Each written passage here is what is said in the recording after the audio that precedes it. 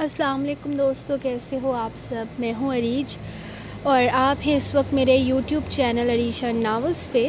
اور آج ہم یار ستمگر کی ایپیسوڈ نمبر 50 ریڈ کریں گے۔ تو اس سے پہلے مجھے بتا دیجئے کہ یہ سائز ٹھیک ہے آپ لوگوں کی ایپیسوڈ کے لیے، کیونکہ مجھے لگ رہا ہے کہ یہ ٹھیک رہے گا۔ تو آپ لوگ چیک کر کے بتا دیجئے گا، اگر چھوٹا لگتا ہے تو میں بڑا کر دوں گی، تو مجھے کوئی مسئلہ نہیں ہے۔ تو لیٹس سٹارٹ، ہم شروع کرتے ہیں ایپیسوڈ، کیونکہ میں ہمیشہ کی طرح لیٹ ہوں۔ تو لیٹس سٹارٹ، یار ستمگر قسط نمبر 50، تحریر عریج شاہ۔ ان دونوں کو کسی چیز کا ہوش نہیں تھا، وہ کاغان کے لیے نکل چکے تھے۔ ارحم کی موت نے ان دونوں کو ایک بہت بڑا جھٹکا دیا تھا۔ وہ لوگ اب تک اس چیز کا یقین نہیں کر پائے تھے کہ ایسا کیسے ہو سکتا ہے۔ ان دونوں کے ذہن میں فی الحال ایک ہی سوال تھا کہ آخر ارحم کے پیرنٹس کو وہ کیا جواب دیں گے۔ وہ رائق کی شادی اٹینڈ کرنے آیا تھا اور رائق کے لیے یہاں آیا تھا۔ اگر اسے اندازہ ہوتا کہ یہ سب کچھ ہو جائے گا تو وہ اسے کبھی یہاں نہ آنے دیتا۔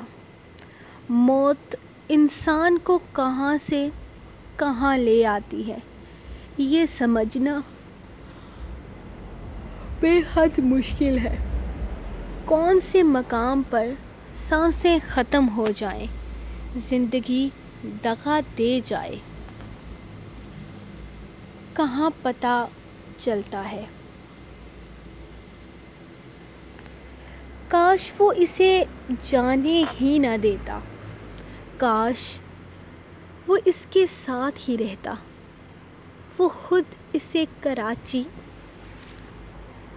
ساتھ لے کر جاتا۔ آخر یہ کیا ہو گیا تھا ان کے ساتھ، وہ اب تک یقین نہیں کر پائے تھے۔ رائق، مجھے لگتا ہے ہمیں ارحم کے پیرنٹس کو انفارم کر دینا چاہیے۔ گاڑی چلاتے ہوئے ازبک نے اس کی طرف دیکھتے ہوئے کہا تو اس نے نفی میں سر ہلایا تھا۔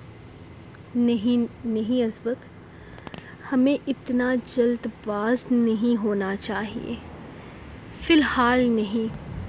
ہم پہلے خود وہاں جا کر اس بات کی تصدیق کرتے ہیں۔ اور ویسے بھی تو تم بتا رہے تھے نا کہ وہ آدمی کہہ رہا تھا کہ لاشوں کی شناخت کرنی ہے۔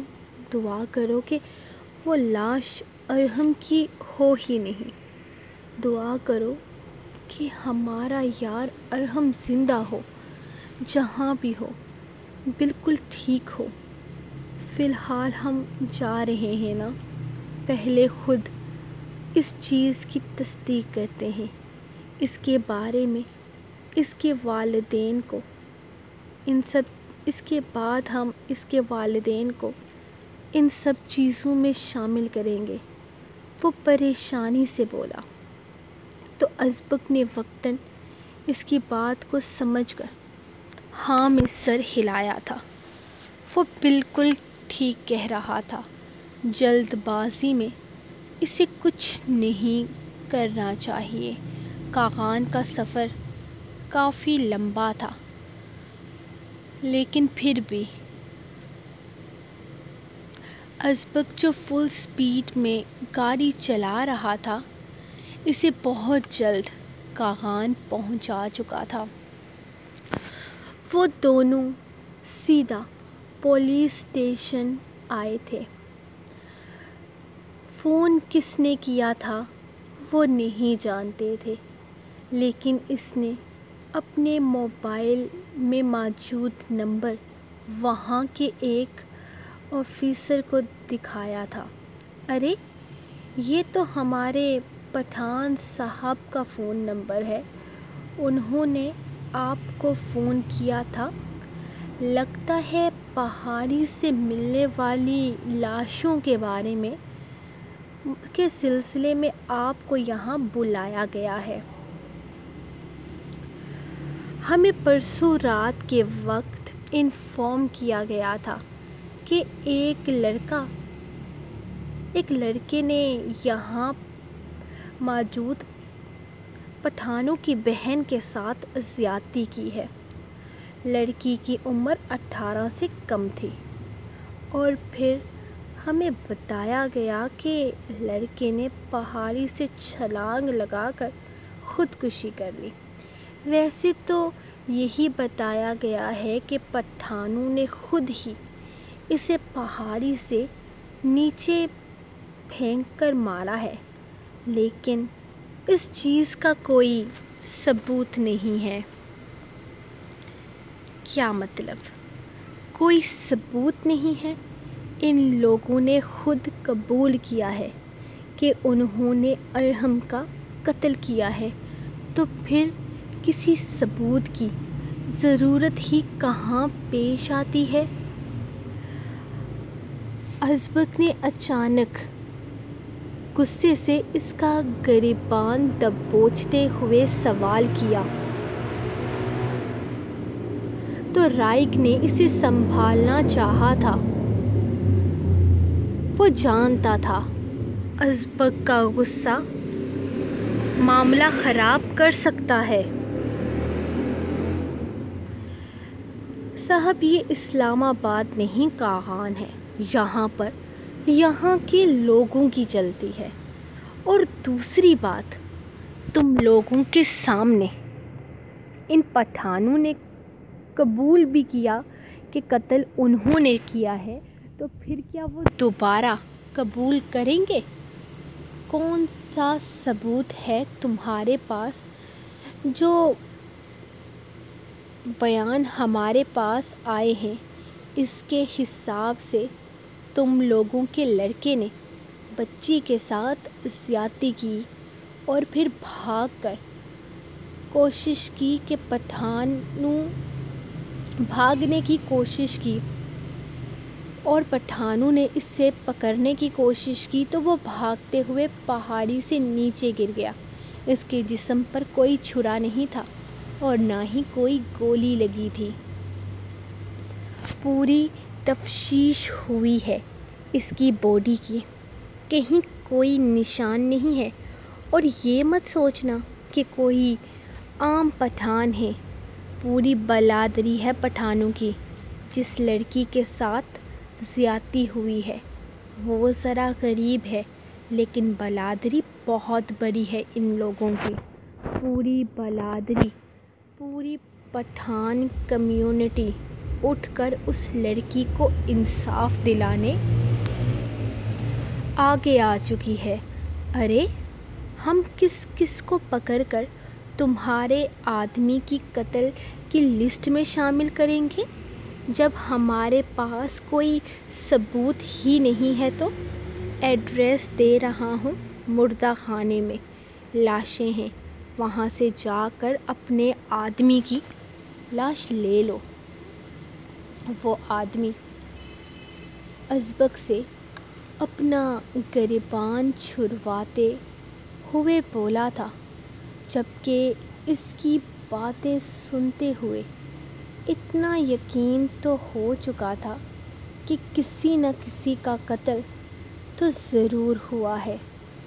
ارحم کا ID کارڈ، موبائل فون اور کچھ باقی چیزیں انہیں تھانے سے مل چکی تھی، جس سے یقین ہو چکا تھا کہ ارحم اب اس دنیا میں نہیں رہا۔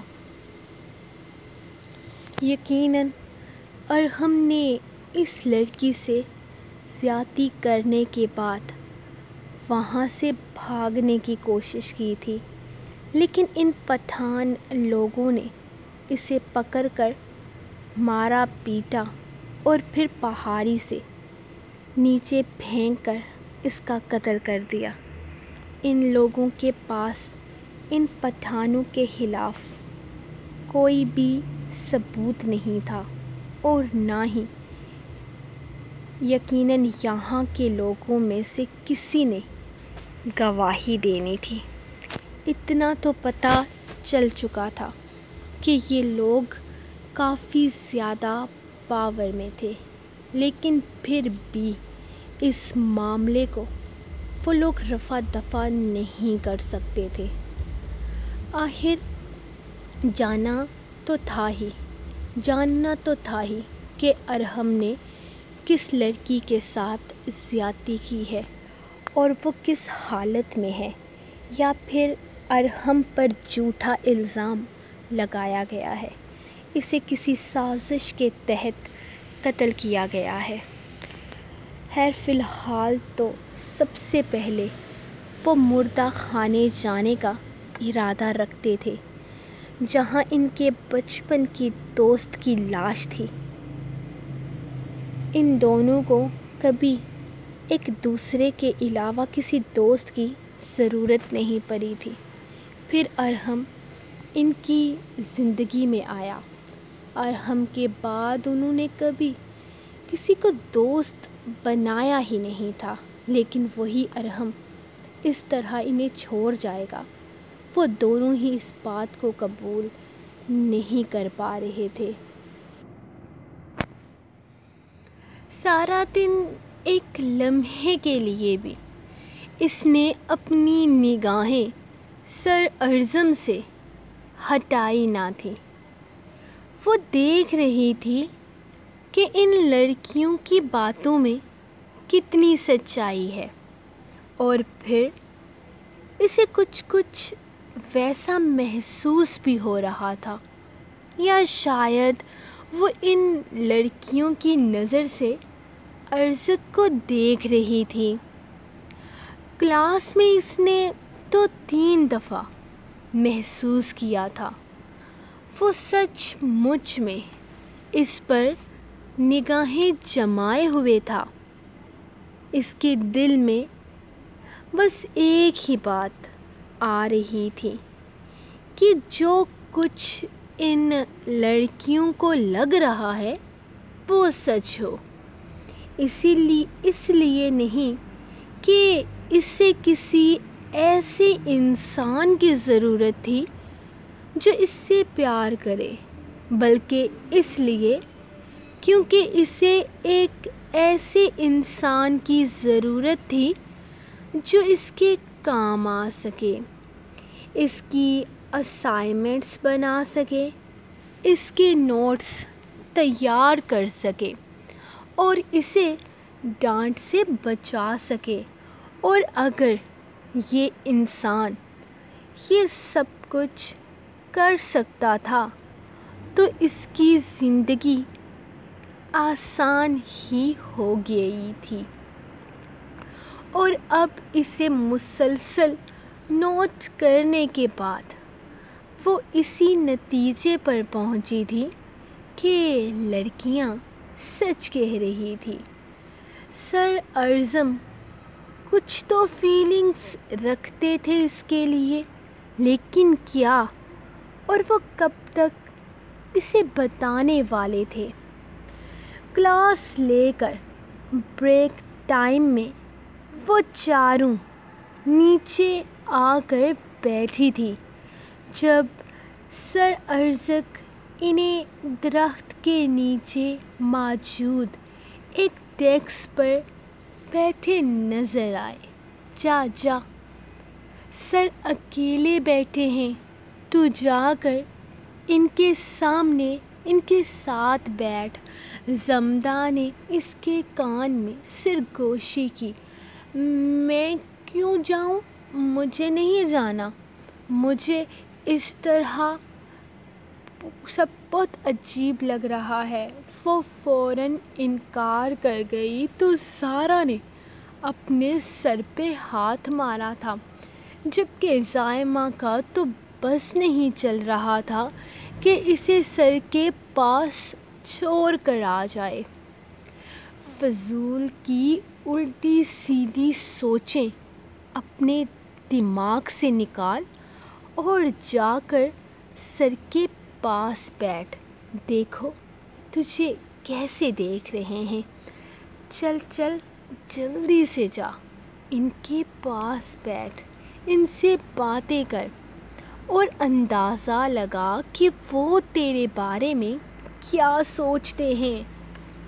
سمدھا نے اسے زبردستی دھکا دیتے ہوئے بھیجا تو وہ مجبور ہو گئی تھی ان کی طرف آنے پر۔ حالانکہ اس کا کوئی ارادہ نہیں تھا، لیکن وہ کیا کر سکتی تھی؟ کیا بدتمیزی ہے، دھکا کیوں دے رہی ہو؟ ارزق نے غصے سے صائمہ سے کہا تو وہ سوری سر کہتی ان دونوں کو لے کر وہاں سے بھاگ نکلی تھی۔ اس وقت اس طرف کوئی بھی نہیں تھا۔ وہ چپ چاپ آ کر سر کے قریب کھڑی ہوئی تو ارزق نے اسے حیرت سے دیکھا تھا۔ میں یہاں بیٹھ جاؤں؟ اس نے اس کے ساتھ ڈیسک کی طرف اشارہ کرتے ہوئے پوچھا۔ کچھ سمجھنا ہے کیا تم نے؟ اس نے اندازہ لگایا تو سمجھ نے فوراً ہاں میں سر ہلا دیا تھا جب ارزق نے اسے بیٹھنے کا اشارہ کیا۔ ہاں بتاؤ، کیا سمجھنا ہے؟ کوئی ٹاپک مشکل لگ رہا ہے تو بتاؤ، میں کیا ہیلپ کر سکتا ہوں؟ وہ اسے دیکھتے ہوئے کہنے لگا، جبکہ وہ ہلکا سا مسکرا کر اپنے بیگ سے نوٹس نکالنے لگی تھی۔ کچھ بھی ایسا نہیں تھا جو اسے سمجھنا تھا یا اس کے لیے مشکل تھا، لیکن اب وہ یہاں تک آ گئی تھی تو اسے کچھ نہ کچھ تو کہنا ہی تھا۔ جبکہ اس کے پاس آ کر بیٹھنے پر ارزق کے دل کی دھڑکنیں تیز ہونے لگی تھی۔ اس کا دل بے قرار ہونے لگا تھا۔ وہ مچلتے ہوئے اسے مجبور کر رہا تھا اپنے جذبات اس کے سامنے بیان کرنے پر۔ سمجھ، مجھے تم سے کچھ بات کرنی ہے۔ اس نے بڑی مشکل سے اپنے دل کی صدا سنی تھی۔ جی کہیں، کیا بات کرنی ہے؟ وہ فزکس کے بجائے بایو کی کتاب نکالتے ہوئے اس سے کہتی دوبارہ کتاب پر نظریں جھکا گئی تھی، جبکہ ارزق اب مزید دیر نہ کرتے ہوئے اپنے چہرے پہ ہاتھ مارتا خود کو تیار کرتا اس کا ہاتھ تھام چکا تھا۔ وہ حیرت سے اپنے ہاتھ میں موجود اس کا ہاتھ دیکھنے لگی۔ اس کا بھاری ہاتھ اس کے نازک سے ہاتھ کو چھپا گیا تھا۔ سمجھ، مجھے نہیں پتا تمہیں میری بات کیسی لگے گی یا تم میرے بارے میں کیا سوچو گی، لیکن میں اس کالج میں جاب کرنے سے پہلے سے ہی تمہیں ایک دفعہ سڑک پر دیکھ چکا تھا، اور وہاں اچانک مجھے تم سے پہلی نظر میں محبت ہو گئی، اور پھر جب مجھے پتہ چلا کہ تم میرے کالج میں میری اسٹوڈنٹ ہو تو میں نے اپنے جذبات کو لگام ڈالنے کی بہت کوشش کی، لیکن میں اپنے جذبات کو یہ سمجھانے میں کامیاب نہیں ہو سکا کہ میں اپنی محبت سے دستبردار ہو جاؤں۔ میں تم سے مزید دور نہیں رہ سکتا، اسی لیے میں تم سے اپنے جذبات کا اظہار کرنا چاہتا ہوں۔ مجھے تم سے محبت ہے، میں تمہیں بہت چاہتا ہوں، میں تم سے شادی کرنا چاہتا ہوں۔ وہ ایک ہی لائن میں بولتا چلا گیا جبکہ زمش خاموشی سے اپنا ہاتھ اس کے ہاتھ میں محسوس کرتے اندر ہی اندر مسکرا رہی تھی۔ اس کی تو جیسے لاٹری لگ چکی تھی۔ اس نے مسکراتے ہوئے اس کی طرف دیکھا تو ارزق کو جیسے اس کی زندگی کی سب سے بڑی خوشی مل گئی۔ وہ سچ میں مسکرا رہی تھی، مطلب اس کی محبت کو وہ ایکسیپٹ کر رہی تھی۔ ارزق سر، آپ سچی میں مجھ سے بہت بہت بہت زیادہ والا پیار کرتے ہیں؟ وہ ایکسائٹمنٹ اور جوش سے اس سے پوچھ رہی تھی، جبکہ دوسری طرف ارزق نے مسکرا کر ہاں میں سر ہلایا تھا۔ ہاں، میں تم سے بہت بہت زیادہ والا پیار کرتا ہوں۔ واو، مطلب آپ میرے لیے کچھ بھی کر سکتے ہیں؟ اس نے پھر سے اسی جوش سے پوچھا تھا، جبکہ اس کی معصومیت پر ارزق نے مسکرا کر ہاں میں سر ہلایا۔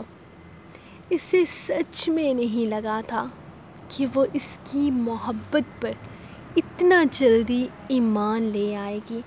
ہائے اللہ جی، مجھے یقین نہیں آ رہا۔ وہ دونوں ہاتھ منہ پر رکھتی ایکسائٹمنٹ سے بولی تو ارزق کو اس کی معصومیت پر ڈھیروں پیار آیا تھا۔ اچھا سر، تو آپ تو پھر میرے لیے کچھ بھی کر سکتے ہیں نا؟ پیار کرنے والے تو کچھ بھی کر دیتے ہیں۔ وہ اچانک سے اس کا ہاتھ تھامتے ہوئے بولی تو ارزق کا دل چاہا کہ وہ سینے سے دل نکال کر اس کے قدموں میں رکھ دے۔ تم جان مانگو، میں جان دے دوں، وہ اس کے ہاتھ پر ہاتھ رکھتے ہوئے بولا۔ ہائے میں صدقے سر، جان نہیں چاہیے، بس یہ کر دیں۔ وہ رجسٹر اس کی طرف بڑھاتے ہوئے بولی تو اس نے حیرت سے رجسٹر کو دیکھا تھا۔ یہ کیا ہے زمش؟ اس نے مسکرا کر رجسٹر کو تھامتے ہوئے کھولا تھا، جس میں کیمسٹری کے بارے میں کچھ لکھا ہوا تھا۔ وہ زارق سر نے نا ہمیں بہت مشکل اسائنمنٹ دے دی ہے، ہم سے بن ہی نہیں رہی۔ آپ بنا دیں، آپ تو مجھ سے بہت پیار کرتے ہیں، میرے لیے کچھ بھی کر سکتے ہیں۔ تو اب سے آپ میری اسائنمنٹس بنائیں گے۔ چلیں چلیں، اب آپ جلدی سے یہ اسائنمنٹ بنائیں، مطلب تب تک میں آپ کے لیے کینٹین سے برگر لے کر آتی ہوں۔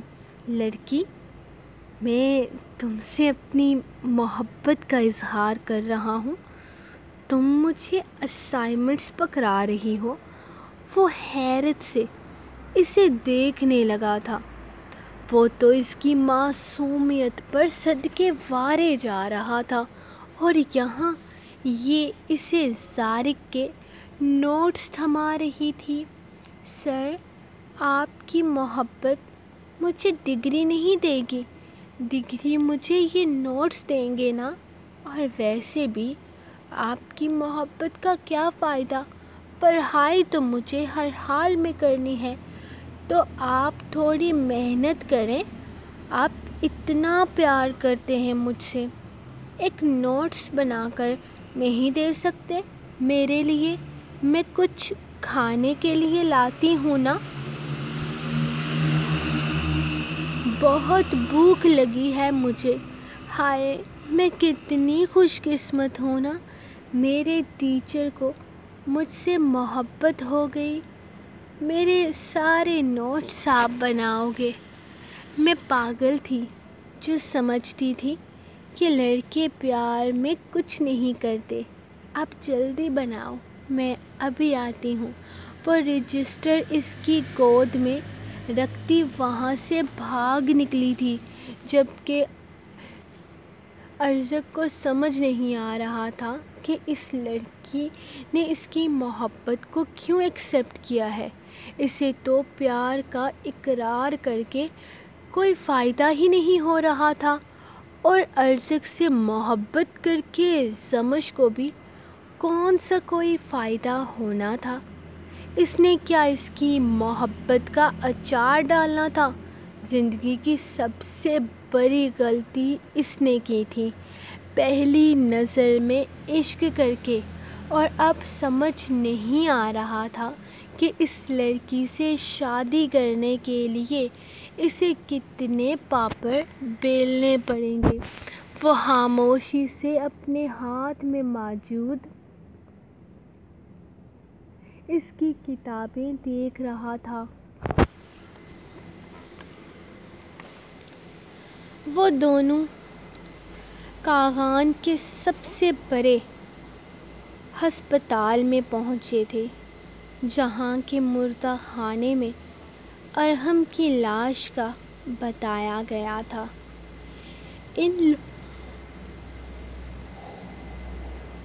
ان لوگوں نے آ کر چٹھ وہاں موجود ریسیپشن کو دی تھی، جبکہ ریسیپشن نے انہیں مردہ خانے کی طرف جانے کا اشارہ کیا تھا۔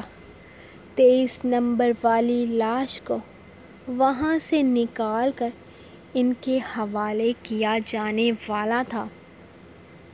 ان دونوں میں سے ہی اتنی ہمت کسی میں نہ تھی کہ وہ ارحم کی لاش کو دیکھ پاتے، لیکن پھر بھی ہمت تو کرنی تھی، اور صرف یہاں نہیں بلکہ ارحم کے پیرنٹس کے سامنے بھی کرنی تھی۔ ان کی بیٹی، جن کی وہ اکلوتی اولاد تھا، ان کے بڑھاپے کا سہارا تھا۔ وہ دونوں جانتے تھے وہ اپنی ماں کے بغیر نہیں رہ سکتا تھا۔ وہ دن میں 2 سے 3 دفعہ اپنی ماں کو فون کرتا تھا، ان کی خیریت جاننے کے لیے۔ نہ جانے وہ ماں کیسے رہ رہی ہوگی اور کیسے جیے گی جب اسے پتہ چلے گا کہ ان کا 26 سال کا نوجوان بیٹا موت کو گلے لگا چکا ہے۔ Thank you so much doctor. وہ دراصل ہمیں ان لوگوں سے ملنا ہے جو اس کیس میں شامل تھے۔ میرا مطلب ہے کہ ہم اس لڑکی سے ملنا چاہتے ہیں جس کے ساتھ ارحم نے زیادتی کی ہے۔ یہ الفاظ استعمال کرتے رائے کو بہت عجیب لگ رہا تھا۔ دل اس بات پر یقین ہی نہیں کر پا رہا تھا کہ ارحم ایسا کر سکتا ہے۔ ان کا دل اب تک اس بات کو ماننے کو تیار نہ تھا۔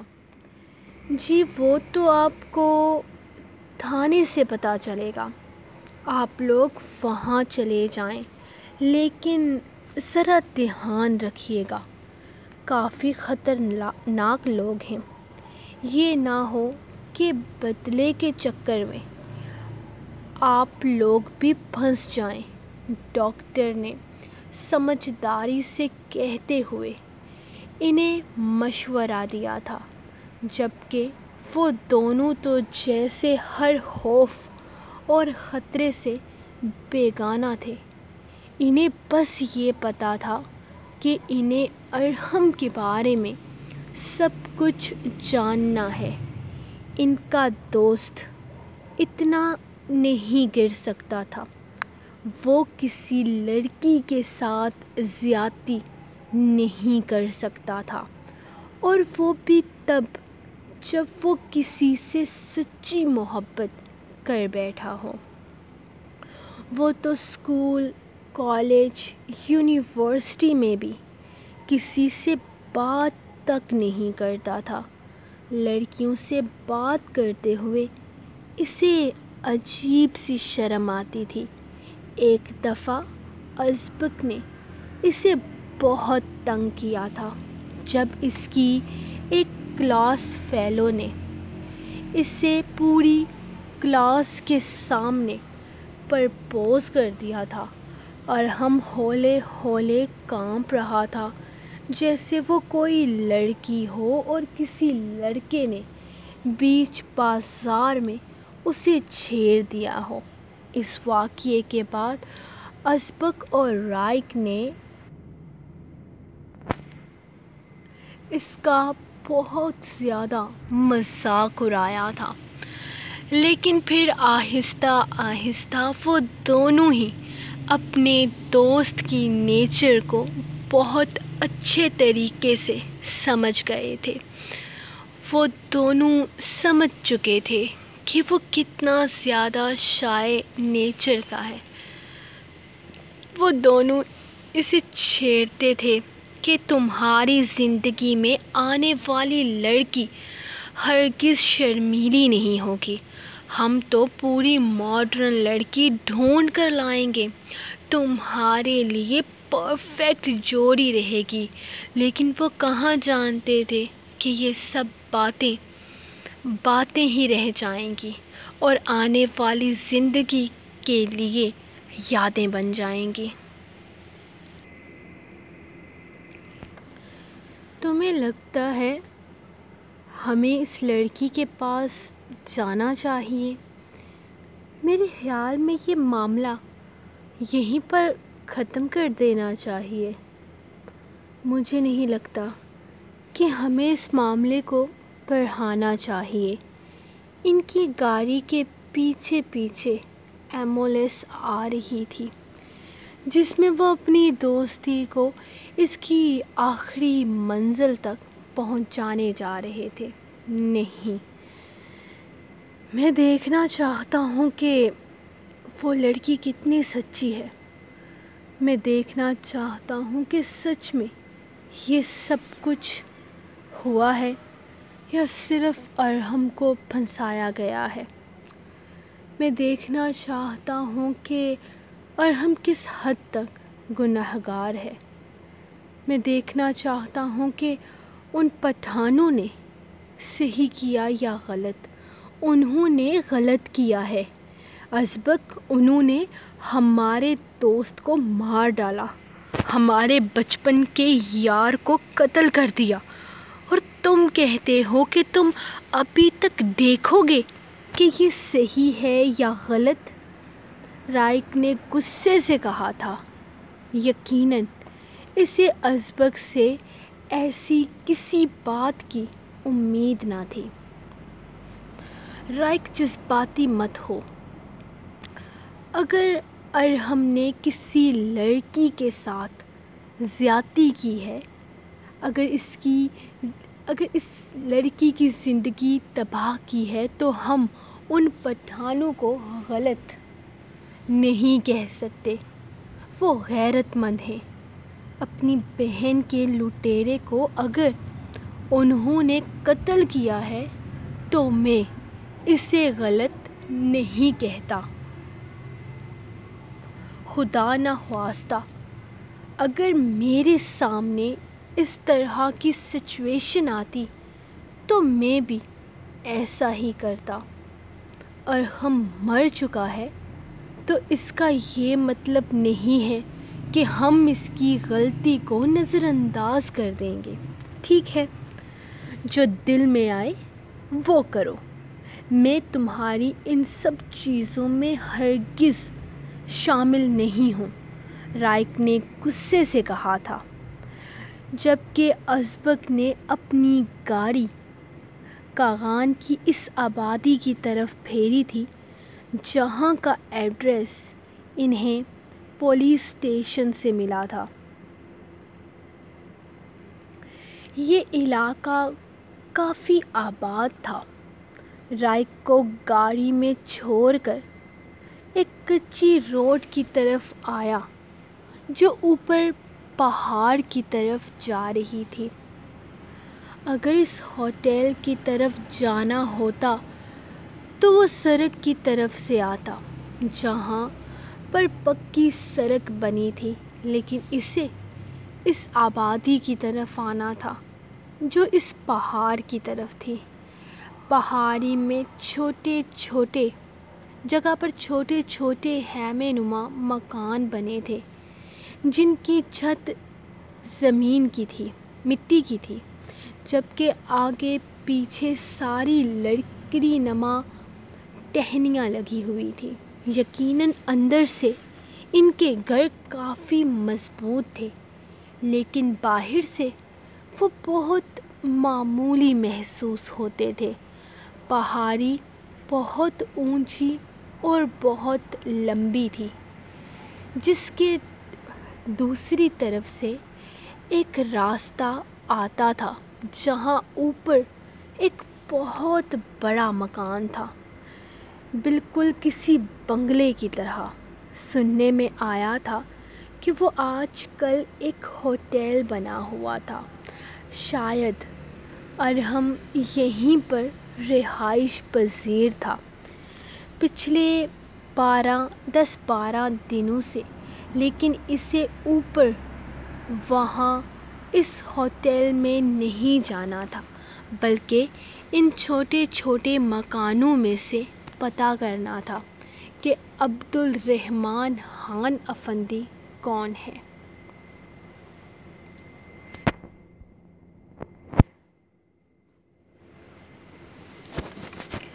وہ دونوں آرام سے لیپ ٹاپ کے سامنے بیٹھے میٹنگ شروع ہونے کا انتظار کر رہے تھے، جبکہ نہ جانے ان کے باس نے کب میٹنگ شروع کرنی تھی۔ حالانکہ 10 منٹ سے اوپر کا وقت گزر چکا تھا۔ ازبک کو اس چیز سے بہت نفرت تھی کہ کوئی اس کا وقت برباد کرے، کسی کو اپنے وقت کی قدر ہو نہ ہو، لیکن اسے اپنا وقت بہت عزیز تھا۔ وہ لیپ ٹاپ کے سامنے بیٹھے مسلسل میٹنگ شروع ہونے کا انتظار کر رہے تھے۔ آئے دن ان کی میٹنگز ہوتی تھی جس میں زیادہ تر انفارمیشن ان کے مشن کے ریلیٹڈ ہوتی تھی۔ آئے دن ان کے مشنز میں چینجنگ ہوتی تھی، ان کے پلانز بدلتے، وہ ایک ایک چیز کو ڈسکس کرتے تھے، انہیں کب کیا کرنا تھا، ہر چیز کو وہ پراپر طریقے سے نوٹ کرواتے تھے۔ یہی وجہ تھی کہ ان کی میٹنگز اکثر لمبی ہو جاتی تھی۔ یار حد ہے، کیا ڈرامہ ہے، یہ میٹنگ شروع بھی ہوگی یا نہیں؟ لگتا ہے اس بڈھے نے ہمیں پھنسا کر خود کسی کے ساتھ آنکھیں لڑا لی ہیں، رائک نے کہتے ہوئے دروازے سے باہر کی طرف جھانکا تھا۔ آج تو اس کی نگاہیں بار بار پری کی طرف جا رہی تھی جو گلابی رنگ کی خوبصورت فراک میں کبھی ادھر تو کبھی ادھر جاتی اس کا دل دھڑکا رہی تھی۔ یار پتہ نہیں کیا مسئلہ ہے، اگر میٹنگ نہیں کرنی تھی، اس طرح ہمارا وقت ضائع کرنا تھا تو پہلے بتا دیتے، کم سے کم ہم کھانا تو کھا لیتے۔ مجھے تو بھوک لگ رہی ہے۔ ارزق بد مزہ ہوتا ایک دفعہ پھر سے اسکرین پر کلک کرتے ہوئے اپنے باس کو میسج کر رہا تھا جس کا کوئی رپلائی نہیں آیا۔ چل میں دھیان رکھتا ہوں، تو کچھ کھا لے۔ اور سنا، صبح تو بڑے شوشے چھوڑ رہا تھا کہ آج اقرار کروں گا۔ اس نے یقیناً اسے بریک کے ٹائم زمش کے ساتھ درخت کے نیچے بیٹھے دیکھ لیا تھا، اور وہ جاننا چاہتا تھا کہ اس نے زمش کو کچھ کہا بھی ہے یا نہیں۔ ہاں، میں نے اس کو اپنی محبت کا اقرار کر دیا ہے، وہ اسے دیکھتے ہوئے بولا، تو اس نے بے یقینی سے اس کا چہرہ دیکھا تھا۔ شاید اس سے سننے میں غلطی ہوئی تھی۔ تو سچ کہہ رہا ہے؟ میرا مطلب ہے تو کوئی ڈرامہ تو نہیں کر رہا؟ ارے یار، اس میں ڈرامہ کرنے والی کون سی بات ہے؟ ہاں، میں نے اس لڑکے سے اپنی محبت کا اظہار کر دیا ہے۔ میں نے اسے بتا دیا ہے کہ میں اسے چاہتا ہوں، اور اس نے میری محبت کو ایکسیپٹ کر لیا ہے۔ اسے کوئی مسئلہ نہیں ہے میرے پیار سے، وہ میری محبت کو قبول کر چکی ہے۔ وہ ہنستے ہوئے بولا، تو زارق حیرت سے اسے دیکھنے لگا تھا۔ اسے یقین نہیں آ رہا تھا، شاید بکواس کر رہا ہے۔ وہ لڑکی چھوٹی سی تیری محبت کو ایکسیپٹ کر چکی ہے، پاگل سمجھ کے رکھا ہے مجھے۔ سچ سچ بتا، ہوا کیا ہے؟ اس نے غصے سے اسے دیکھتے ہوئے کہا۔ تو ارزق کہکا لگا کر ہنسا تھا۔ وہ ایسے ہی ری ایکشن کی امید رکھتا تھا۔ ارے یار، پھنس گیا ہوں میں۔ برے طریقے سے اس لڑکی کو لگ رہا ہے کہ اس کا جیک پاٹ نکل آیا ہے۔ میرا مطلب ہے کہ اسے لگتا ہے کہ وہ اپنے ٹیچر کے ساتھ پیار محبت کرے گی تو اس کو بہت زیادہ فائدہ ہوگا، اسی لیے اس نے آج دوپہر میں اپنے بائیولوجی اور کیمسٹری کے نوٹس مجھ سے بنوائے ہیں۔ تو صبح چیک کرے گا تو تجھے خود ہی پتہ چل جائے گا۔ اتنا ہی نہیں، اس نے مجھے ایک اسائنمنٹ بھی دے کر بھیجی ہے، یہ کہہ کر کہ اس کی سہیلیوں کے بوائے فرینڈز ان کے سارے اسائنمنٹس بناتے ہیں، اور اب سے میں اس کا بوائے فرینڈ ہوں، کیونکہ وہ میری محبت کو قبول کر چکی ہے تو اس کی اسائنمنٹس میں نے بنانی ہے۔ وہ اسے تفصیل سے بتانے لگا تو ارزق کو لگا کہ اس کا پیٹ پھٹ جائے گا اگر اس نے کہکا نہ لگایا تو۔ دیکھ، تو دھیان رکھنا کہ سر کی کال نہ آ جائے، میں باہر جا رہا ہوں۔ وہ جوتے پہنتے ہوئے اٹھا تو ارزق نے حیرت سے اسے دیکھا تھا۔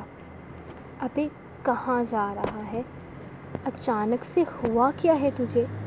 وہ پریشانی سے کہنے لگا، جبکہ وہ پیٹ پہ ہاتھ رکھتا، اپنے منہ پر ہاتھ جما کر اپنی ہنسی کو کنٹرول کرتا اچانک چھت پھاڑ کہکا لگا گیا تھا۔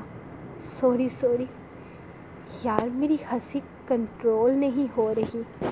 مطلب اس لڑکی نے تیری محبت کو صرف اس لیے ایکسیپٹ کیا ہے کہ تو اس کے نوٹس بنائے، اس کی اسائنمنٹس بنائے اور اس کے کام آ سکے. مبارک ہو. وہ تو اپنی زندگی میں یہ سب کچھ کر کے تو اس کو پاس کروا دے گا، لیکن خود فیل ہو جائے گا. تیری لو سٹوری کا کوئی حل نہیں ہے. مجھے افسوس ہے کہ تیری اتنی محنت کا کل تجھے کوئی صلہ نہیں ملے گا، کیونکہ میں کل اس کے نوٹس چیک کرتے ہوئے اس کے نوٹس پر کراس لگاؤں گا. کمینے تو ایسا کچھ نہیں کرے گا، میں نے بہت محنت سے بنائے ہیں. وہ غصے سے اس کا گریبان پکڑتے ہوئے بولا تو اس نے ایک دفعہ پھر سے زوردار کہکا لگایا تھا. میں تو کروں گا، تو روک سکے تو روک لے. وہ کہتے ہوئے باہر نکل گیا تھا، جبکہ باہر جاتے ہوئے بھی اس کی ہنسی کنٹرول نہیں ہو رہی تھی. جبکہ اس کا دل چاہ رہا تھا کہ کوئی بھاری چیز اٹھا کر اس کے سر پہ مار دے، بس اس کے کہکے روک دے جو اس کا دل جلا رہے تھے.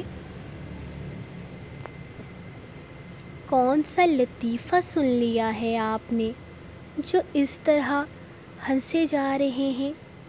مجھے بھی سنائیں. وہ باہر آیا تو باہر صوفے پر وہ بیٹھی اسے نظر آئی تھی، جبکہ وہ ایک نظر شجر اور تبریز کے کمرے کے بند دروازے کو دیکھتا اس کے بالکل پاس جھک کر بیٹھتا، اس کا بازو پکڑ کر اسے اپنی باہوں میں کھینچ گیا تھا.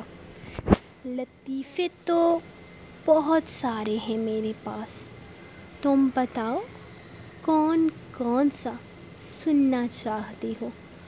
وہ اس کی گردن میں منہ دیتا رومانٹک انداز میں بولا تو پری نے گھبرا کر پورے گھر میں نظریں دوہرائی تھی. قیامت لگ رہی ہو. وہ اچانک اس کا چہرہ تھام کر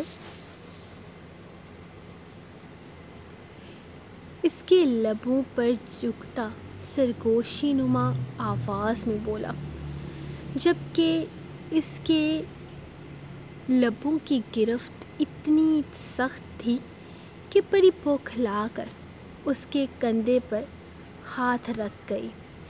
جبکہ اس نے ہلکا سا اس کے لبوں کو سانس لینے کے لیے آزاد کیا اور پھر اگلے ہی لمحے پوری شدت سے انہیں دوبارہ سے اپنی قید میں لیتے ہوئے دیوانہ ور چومنے لگا.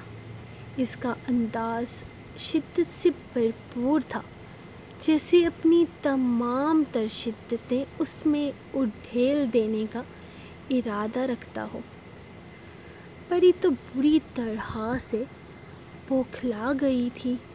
اس کا جو ہاتھ اس کے کندھے پر تھا اچانک اس کے گریبان کو شدت سے دبوچ چکا تھا، کیونکہ وہ سانس لینے کی اجازت نہیں دے رہا تھا. نہ جانے یہ ستم کتنی دیر چلتا رہتا جب ارزق نے اسے اندر سے آواز دی تھی، سر آن لائن آ گئے ہیں، جلدی آ جا.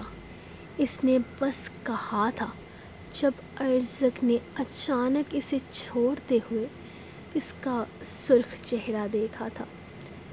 یہ رنگ کمرے کے اندر پہنا کرو، اس طرح کی قیامت کمرے کے اندر ڈھایا کرو، باہر تمہاری جان عذاب ہو سکتی ہے. وہ اس کا معصوم چہرے پر ہاتھ پھیرتا اٹھ کر اندر کمرے کی طرف چلا گیا تھا، جبکہ پری کو اپنی حالت بگڑتی محسوس ہوئی۔ یہ انسان لمحے میں سانسیں ہموار کر دیتا تھا۔ اس نے بے ساختہ اپنے دل پر ہاتھ رکھا تھا جو بہت برے طریقے سے دھڑک رہا تھا۔ نہ جانے اس کے دل نے کب تک نارمل ہونا تھا۔ اس نے اپنا دھیان سامنے چلتی اسکرین کی طرف لگانا چاہا تھا، لیکن وہ بری طرح سے ناکام ہوئی۔ اس کا سارا بدن لرز رہا تھا۔ اب تک وہ رزق زارق کی غربت کے حصار میں تھی، جس سے نکلنا اس کے لیے ممکن نہیں تھا۔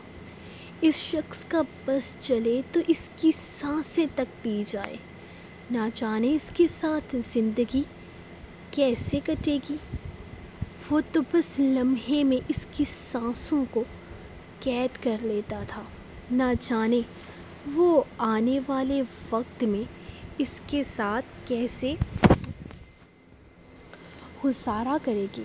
اپنے چہرے پہ ہاتھ پھیرتے ہوئے وہ اپنی کیفیت پر کنٹرول کرنے کی کوشش کر رہی تھی، لیکن اس میں ناکام ہوتے ہوئے وہ جلدی سے اس جگہ کو چھوڑتی اپنے کمرے میں جا بند ہوئی تھی، ورنہ اس کا سرخ چہرہ دیکھ کر شجر نہ سہی لیکن تبریز ہزار طرح کے سوال کرتا، اور اس کے سوالوں کا اس کے پاس کوئی جواب نہیں تھا۔ السلام علیکم اماں جی، کیا آپ مجھے بتا سکتی ہیں کہ ان ساری جھونپڑیوں سے عبدالرحمن افندی کی جھونپڑی کون سی ہے؟ ازبک نے وہاں موجود ایک پٹھان بزرگ عورت کو روکتے ہوئے پوچھا تھا۔ باقی تو وہاں بچے ہی بچے ہر طرف نظر آ رہے تھے۔ وعلیکم السلام، تم رحمان سے ملنے آیا ہے؟ رحمان بیچارہ وہاں اوپر جھونپڑی میں ہے۔ جاؤ، اظہار افسوس کرنا ہوگا نا تم کو، جاؤ جا کر آؤ۔ بڑا برا ہوا بیچارہ کے ساتھ، اس کا بیٹی کے ساتھ زیادتی ہوا۔ کوئی شہر کا لڑکا آیا تھا، بے غیرت کا، گھر میں ماں بہن نہیں تھا، ہم نے اس کو اپنا مہمان بنایا، وہ ہماری بیٹی کو لوٹ گیا۔ اللہ غارت کرے گا اس کو، کیڑے پڑیں گے اس کی قبر میں۔ چھوٹا سا بچی کے ساتھ زیادتی کیا، وہ سکون نہیں ملے گا اس کو۔ وہاں اوپر ہے، جاؤ چلا جاؤ۔ وہ عبدالرحمن بیچارہ نہ جیتا ہے نہ مرتا ہے۔ تین بچیاں تھیں بیچارہ کی۔ ایک بچی کا شادی دھوم دھام سے کیا تھا، دوسری بچی کا شادی ذرا سادگی سے کیا تھا، اور اب تیسری بچی کے لیے جہیز جمع کر رہا تھا بیچارہ۔ بچی کا زندگی برباد ہو گیا، اب کون تھامے گا اس کا ہاتھ؟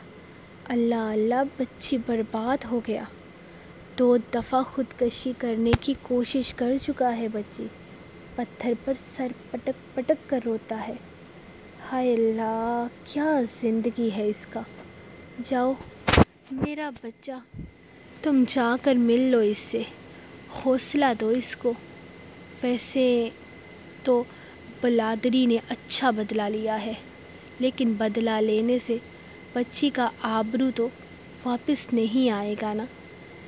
عورت اپنی ہی کہتے ہوئے آگے بڑھ چکی تھی، جبکہ ازبک کے دل میں عجیب سا گلٹ ہو رہا تھا۔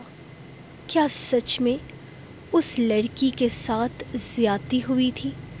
کیا سچ میں ارحم اتنا گر گیا تھا کہ اس نے اسی لڑکی کے ساتھ زیادتی کی تھی جس سے وہ محبت کر بیٹھا تھا۔ ازبک کا دل گھبرانے لگا تھا۔ اس نے ایک نظر مڑ کر نیچے کی طرف دیکھا تھا، جہاں دور نیچے سڑک پر اسے اپنی گاڑی نظر آئی تھی، اور گاڑی کے بالکل قریب کھڑا رائق بھی۔ وہ کچھ سوچتے ہوئے ایک دفعہ پھر سے اوپر پہاڑی کی طرف چلنے لگا تھا۔ یہ جگہ اتنی حسین تھی کہ یقیناً کسی کا بھی دل یہاں سے جانے کا نہ کرتا، لیکن شاید اب ازبک کبھی یہاں لوٹ کر نہیں آنے والا تھا، کیونکہ یہاں وہ اپنی زندگی کا بہت بڑا رشتہ کھو چکا تھا۔ وہ آگے بڑھتے ہوئے اس جھونپڑی کو ڈھونڈ رہا تھا جس میں عبدالرحمن ان پٹھانوں نے مل کر یہ بڑا سا ہوٹل تعمیر کروایا تھا۔ اس ہوٹل کے پارٹنرشپ پر بنایا گیا تھا۔ باہر کے لوگ یہاں اس جگہ کی خوبصورتی کو دیکھتے، یقیناً ان لوگوں کو اچھی آمد بھی ہو جاتی تھی۔ وہ خود جیسے تیسے گزارا کرتے تھے، لیکن اپنے مہمانوں کے لیے انہوں نے بہت خوبصورت جگہ بنا رکھی تھی۔ السلام علیکم، کیا میں عبدالرحمن آفندی کا گھر ہے؟ اس نے دروازے پر دستک دیتے ہوئے پوچھا تو ایک نوجوان سی لڑکی چہرہ ڈھکے دروازہ کھول چکی تھی۔ جی ہاں، یہ عبدالرحمن آفندی کا ہی گھر ہے۔ آ جاؤ، بابا اندر ہی ہے، وہ کہہ کر آگے بڑھ گئی، جبکہ جھونپڑی کے اندر قدم رکھتے ہی ازبک کو ایسا محسوس ہوا جیسے وہ کسی اور ہی دنیا میں آ چکا ہے۔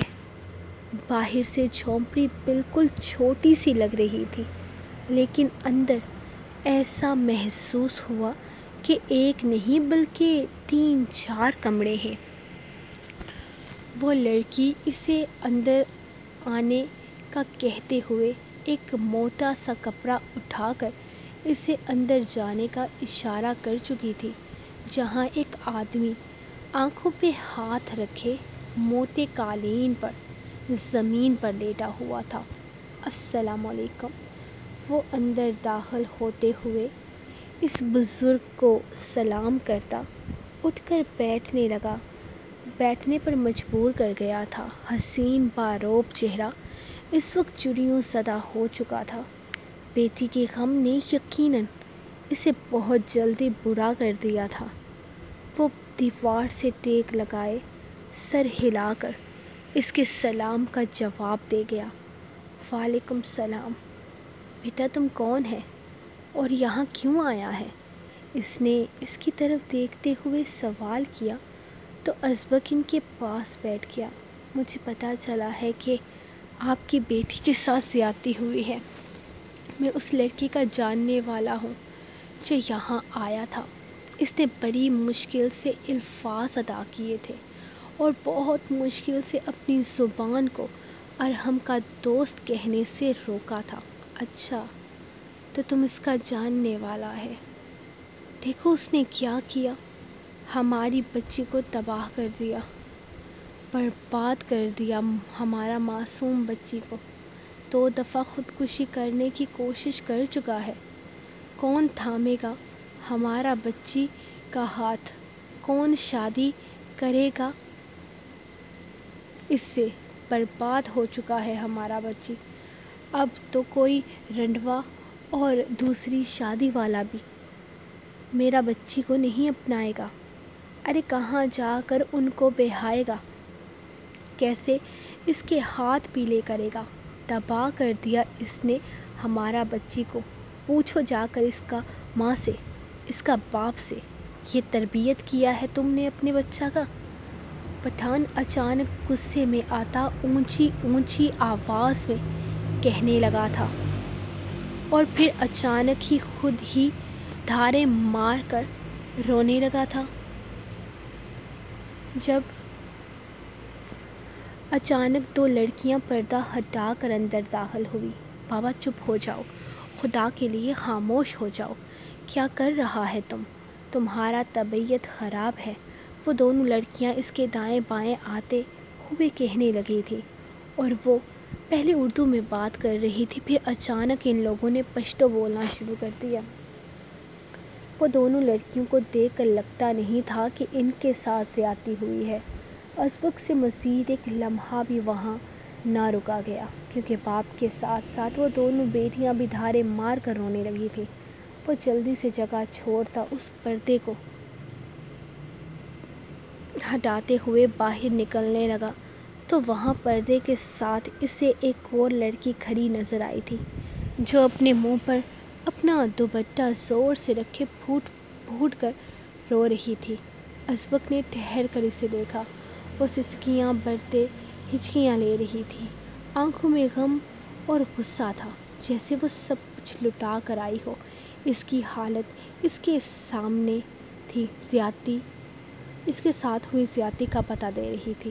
ازبک کو لگا کہ وقت وہیں رک گیا ہے۔ وہ ایک لمحے میں سمجھ چکا تھا کہ ازبک نے اسی لڑکی سے محبت کی تھی اور اسی کو برباد کیا تھا۔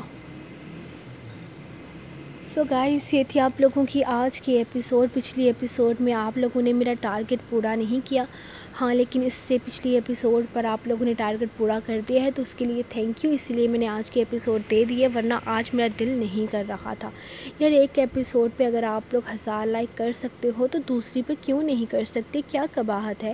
اور وہی لوگ ہیں اسی ویڈیو پر لائک کرنا ہے، اور بس کم سے کم لائک نہیں کرتے تو بتا دیں کہ ناول کیسا لگ رہا ہے۔ اور نیکسٹ ایپیسوڈ 1000 لائکس اور 300 کمنٹس پر آئے گی، اور یہ میرا آخری فیصلہ ہے۔ کم سے کم مجھے پتہ تو چلے کہ آپ لوگوں کو ناول کیسا لگ رہا ہے۔ 2 لفظ کا کمنٹ لکھنے میں آپ کا پیکج ختم نہیں ہوتا۔